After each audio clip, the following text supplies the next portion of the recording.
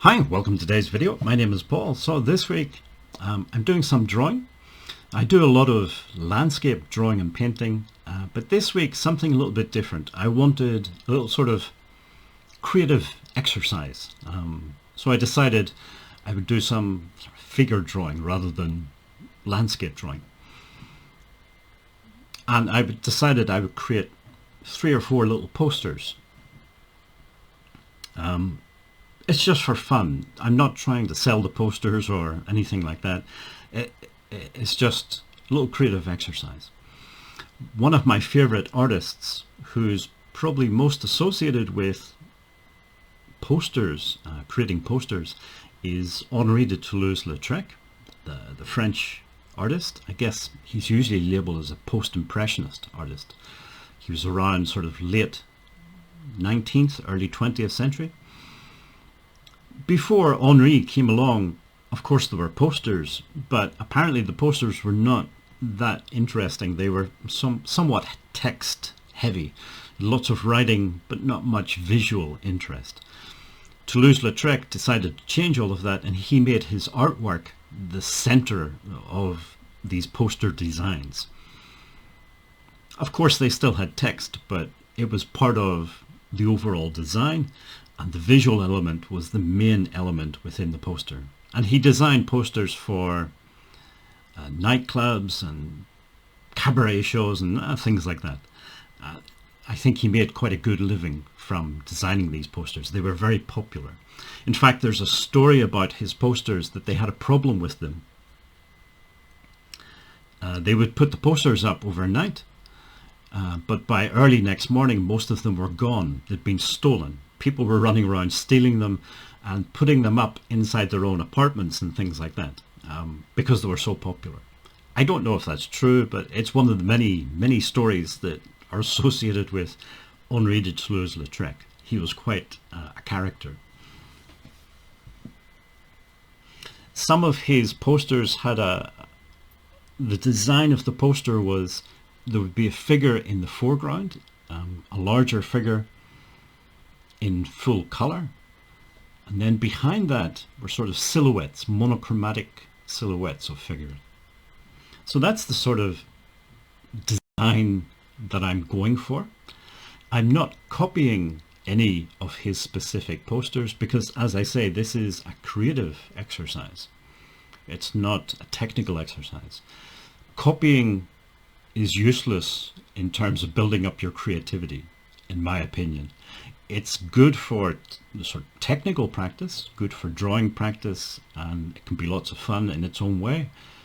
But if you want a creative exercise, you have to use your creativity, and copying is sort of the opposite of being creative.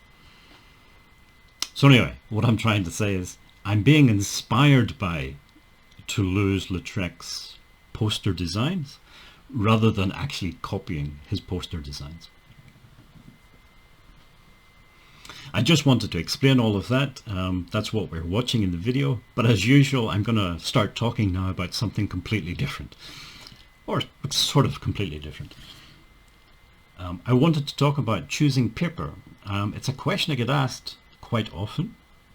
What paper should I use with this medium, or just generally what sort of paper should I use? It's a tricky question to answer because it kind of depends on what you're trying to do. Sometimes paper is just paper. It's just something to draw. It's nothing more.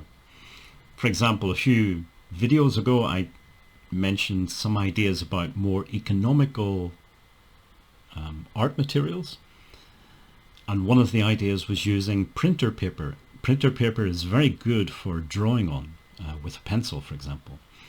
So if you just want something that's cheap and usually easy to get,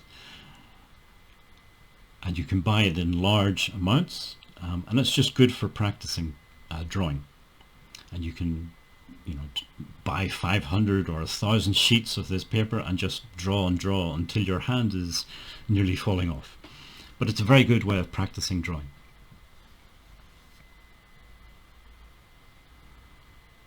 Sometimes though, paper is much more than just paper. It's much more than just something to draw on.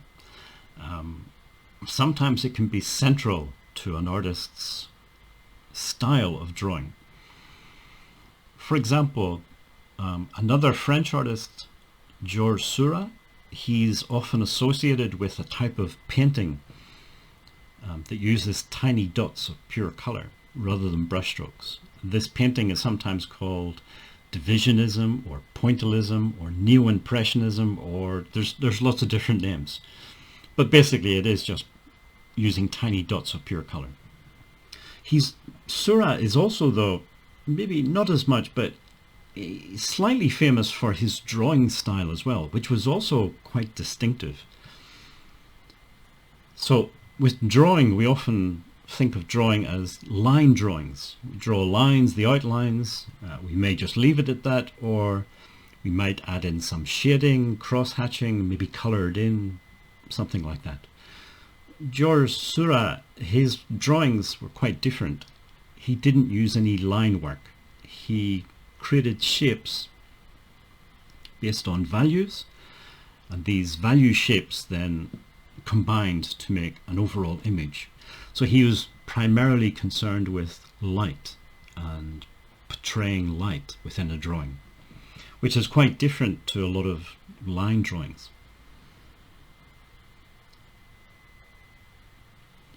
In that case, the paper that he used Conte pastel on a very specific type of paper. And the paper that he used, it wasn't an accident, it wasn't just paper, it wasn't just something to draw on. He chose a very specific paper because of the surface texture of that paper.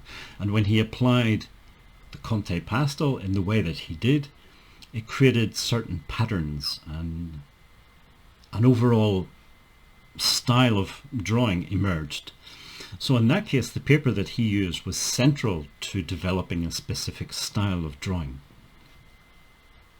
A very distinctive final result. So I guess in a rambly sort of way, what I'm trying to say is, what paper should I use? It's difficult to say because it really depends on so many things. What are you trying to do with the paper? Is it just something to draw on? Is it central to developing your own style of drawing? Are you using a specific medium? There's so many different variables. Anyway, those are briefly some of my ideas about choosing a paper. I think the question, what paper should I use, is actually a much more complex and deeper question than maybe people think. Getting back to these posters, so I wanted to, once I'd finished drawing them, I wanted to add in some text. So I'm using a certain type of app, which is called Affinity Designer. And it allows me to add in text. Well, it allows me to import the scanned image of the drawing and then to put text on top of that. And I can move the text around. What I wanted was just a quote by Toulouse Lautrec along the top, and then his name along the bottom. And this app allows me to do that. I use this app quite a lot, not every day, but certainly 4 or 5 times a week. For example, I use it for things like YouTube.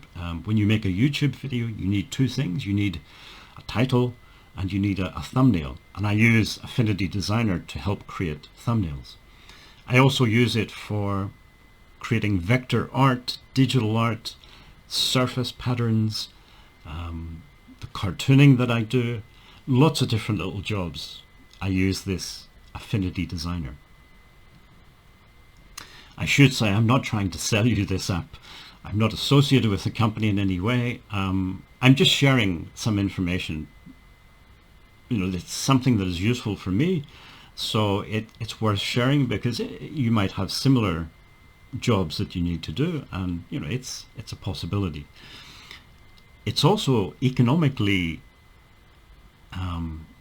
probably the main company that makes these sort of things is Adobe. And you've probably heard of Adobe Photoshop. Adobe products are expensive and they have a different business model. You never actually own the license to use the Adobe products. You have to pay a monthly or an annual subscription. So it's quite expensive. you're constantly paying for the right to use that product. The affinity products are different. It's a one-time payment. So once you pay for it, you have the license to use that version of the app, well, forever. They make two other apps. One is called Affinity Publisher, which I use sometimes. For example, every week I make a newsletter for Patreon, and I use Affinity Publisher to create that newsletter. I've used it also for creating zines, and my many attempts to write a book that never really go anywhere, but I keep trying, and I use Affinity Publisher to help that process. Because I'm using lots and lots of images and some text, it's better to use Affinity Publisher. You could use Microsoft Word, you could use Google Docs that are free to use, but they're not so good at embedding images in with text. You can do it, but it's incredibly frustrating if you're trying to move the image around, if you're trying to wrap the text around it and things. Whereas Affinity Publisher, it's just so easy. It's just click and drag kind of thing. They have a third app, Affinity Photo, that I also own, but I don't use it that often. I mainly just use it for resizing images.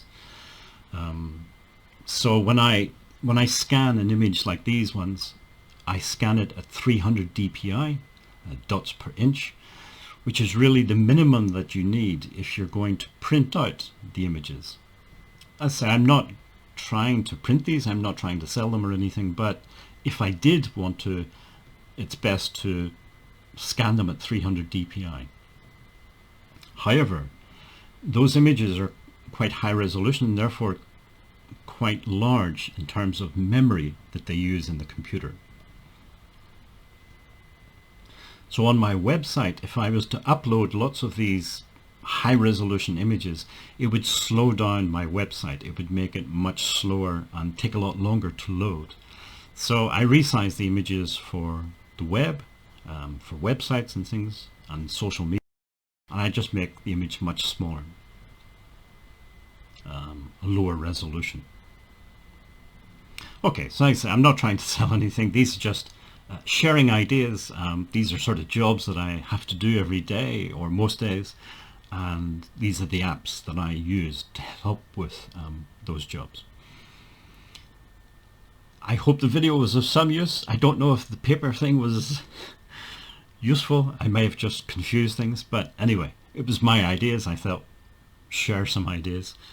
If you made it this far in the video, thank you for watching and listening, and hopefully see you in next week's video.